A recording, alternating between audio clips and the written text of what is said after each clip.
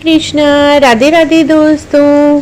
वीरवार को कहानी सुनना बहुत ही ज़रूरी होता है, चाहे आप व्रत करें या ना करें, चाहे पूजा का भी समय आपके पास ना हो, लेकिन एक बार छोटी सी वीरवार की कहानी ज़रूर सुने।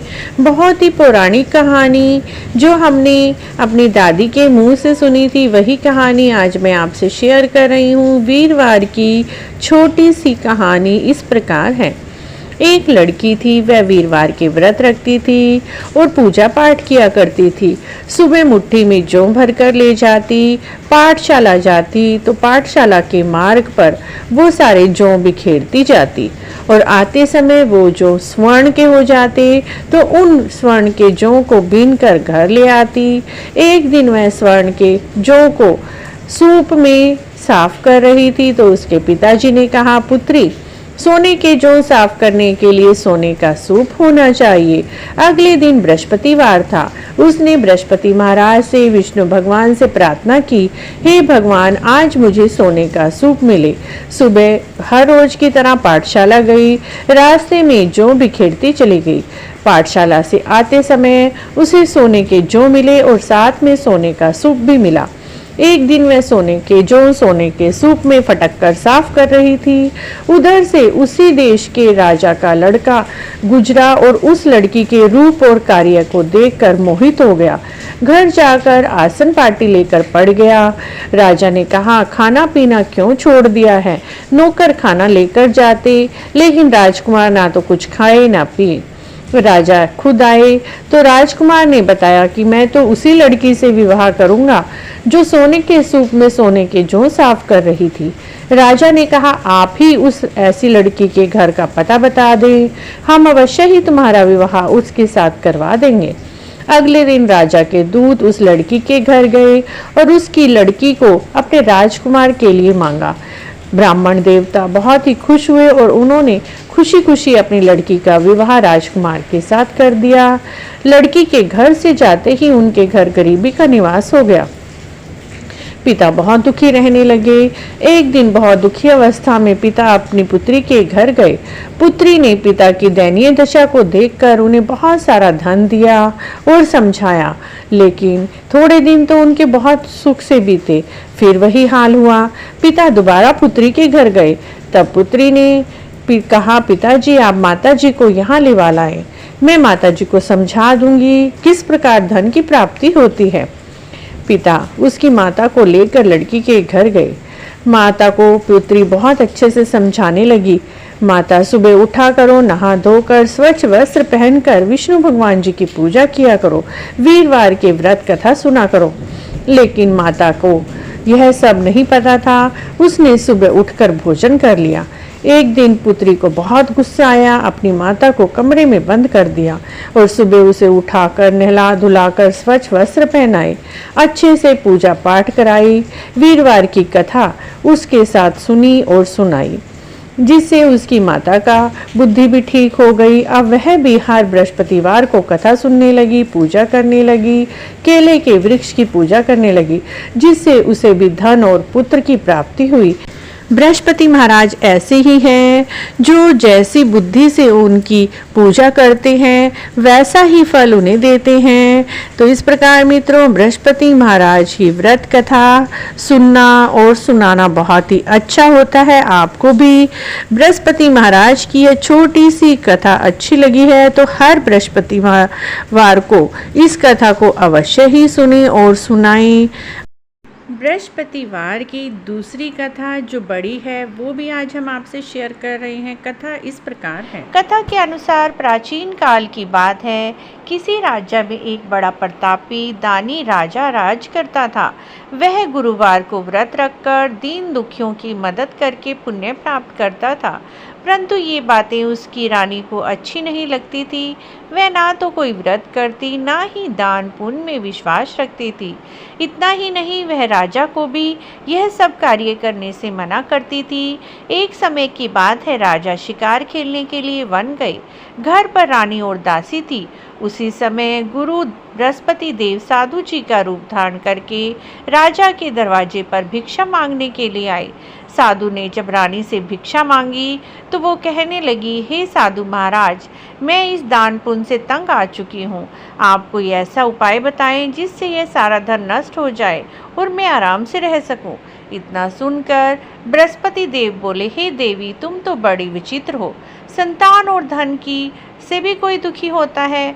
अगर अधिक धन है तो इसे शुभ कार्यों में लगाओ, कुंवारी कन्याओं का विवाह कराओ, विद्यालय, बाग, बगीचों का निर्माण कराओ, जिससे तुम्हारे दोनों लोग सुधरे। परंतु साधु की इन बातों से रानी खुश नहीं हुई। उसने कहा, मुझे ऐसे धन की कोई आवश्यकता नहीं है जिसे मैं दान करूं और जिसे संभालने में मेरा सारा समय नष्ट हो जाए। तब साधु ने कहा, अगर तुम्हारी ऐसी ही इच्छा है तो तुम्हें ऐसा कुछ बताता हूँ जिससे करने से गुरुवार के दिन करोगी तो तुम्हारा सभी धन नष्ट हो जाएगा। गुरुवार के दिन तुम घर को गोबर से लीपना, बालों को धोना, राजा को हजामत बनाने के लिए कहना, भोजन में मांस मदिरा का प्रयोग करना, कपड़े धोबी के हाथ धुलने देना।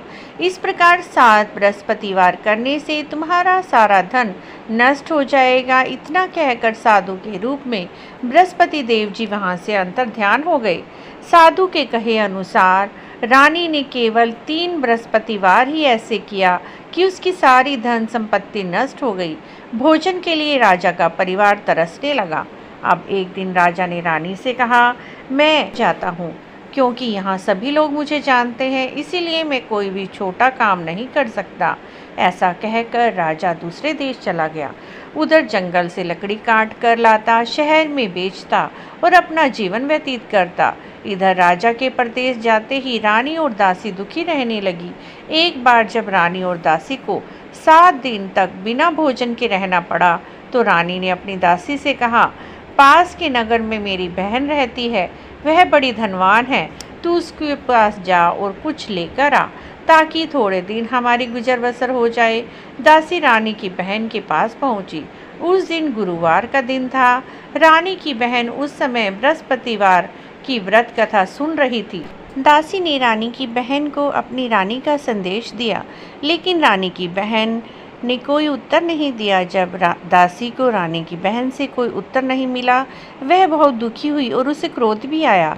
दासी ने वापस आकर रानी को सारी बात बता दी।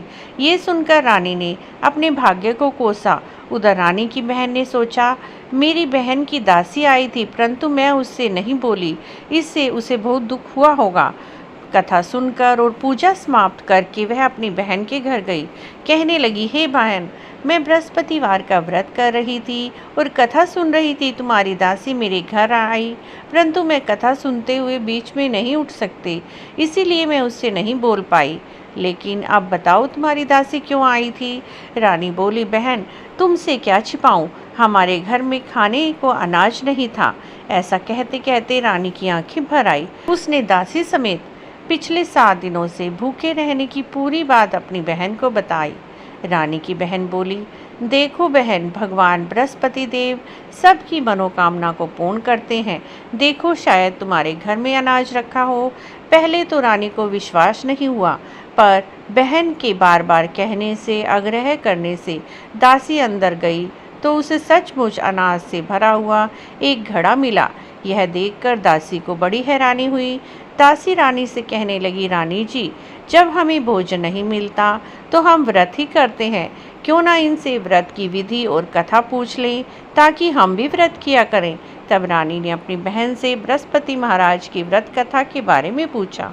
उसकी बहन ने बताया, बृहस्पतिवार के दिन चने की दाल, मुनक्का, केले के पेड़ की जड़ में अर्पित करें, दीपक जलाएं, व्रत कथा सुने, पीले भोजन करें, पीले कपड़े पहने। बृहस्पति देव और भगवान विष्णु जी प्रसन्न होते हैं व्रत करने से, और पूजा की सारी विधि बताई।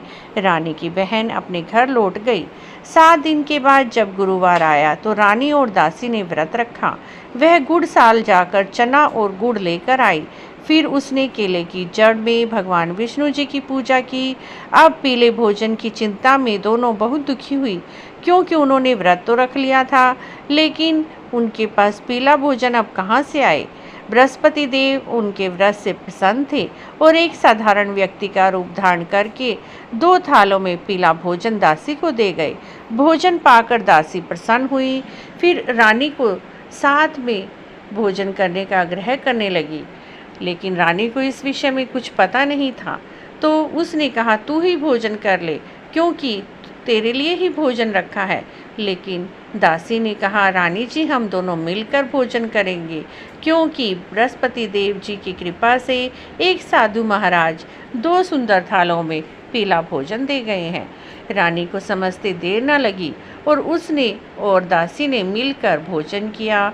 हर बृहस्पतिवार वे व्रत करने लगे, जिससे पहले के समय उनके पास धन धान्य हो गया। रानी फिर से आलस्य करने लगी, लेकिन दासी ने कहा रानी जी, पहले भी आपने आलस्य के कारण इतने दुख भोगे हैं, अब आप आलस ना करें, इस धन को अच्छे कार्यों में खर्च करें, कुएं बावड़ियों का निर्माण कराओ, कुंवारी कन्याओं का विवाह कराओ। रानी ने ऐसे ही किया। अब वे सुखपूर्वक रहने लगे।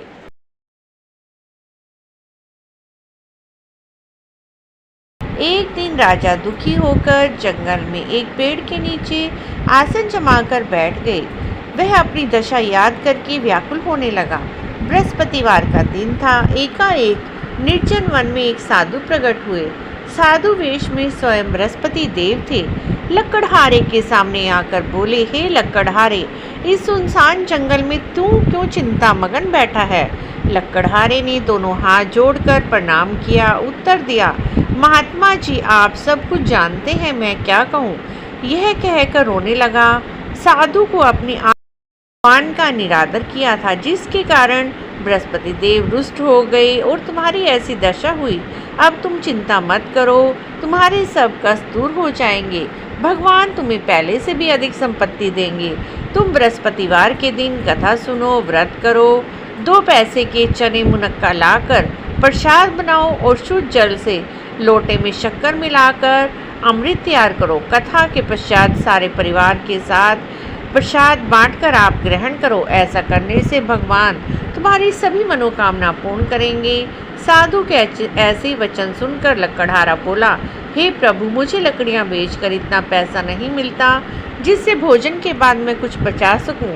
मैंने रात्रि में अपनी स्त्री को व्याकुल देखा है। मेरे पास कुछ भी नहीं जिससे उसकी खबर मंगा सकूं। साधु ने कहा, हे लकड़हारे, तुम किसी बात की चिंता मत करो। बृहस्पतिवार के दिन तुम रोज की तरह लकड़ियां बेचना और तुम्हें उस दिन दुगना धन मिलेगा, जिससे तुम भली भांति भोजन करना और बृहस्पति देव की पूजा का सामान भी ला पाओगे।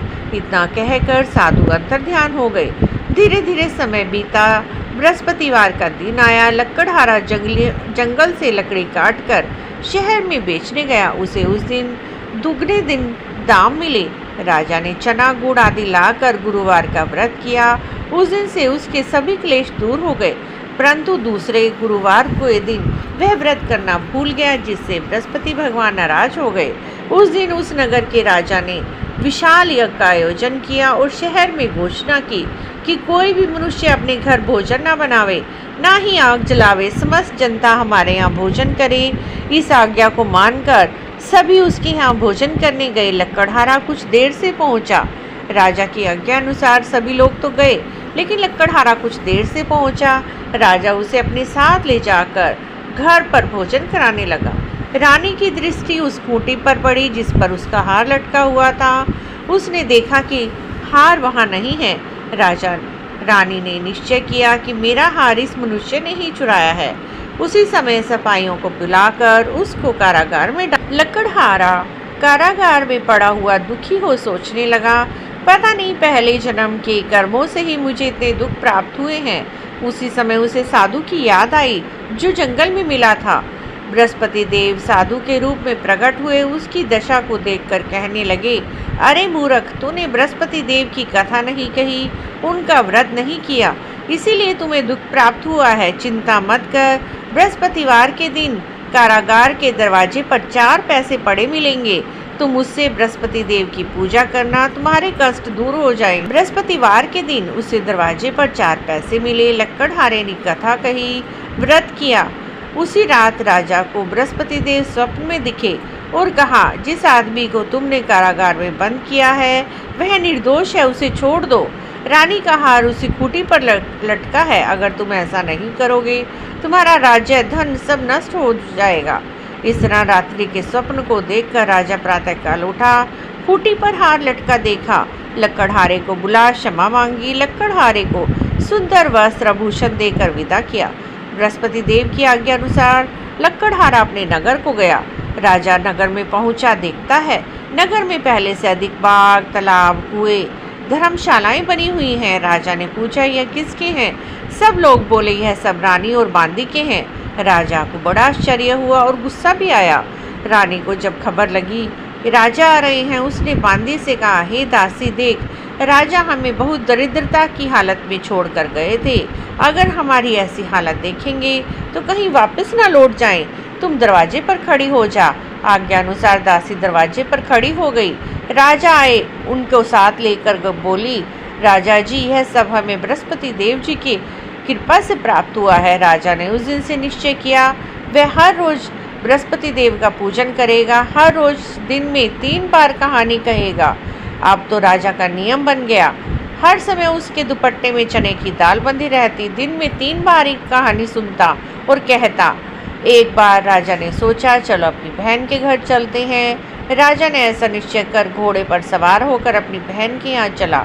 मार्ग में उसने देखा कुछ आदमी एक मरे हुए आदमी को ले जा रहे हैं। उसने रोक कर कहा, अरे भाई, मेरी बृहस्पति देव की कथा सुन लो। वे बोले, हमारा तो यह आदमी मर गया है और इसको अपनी कथा की पड़ी है।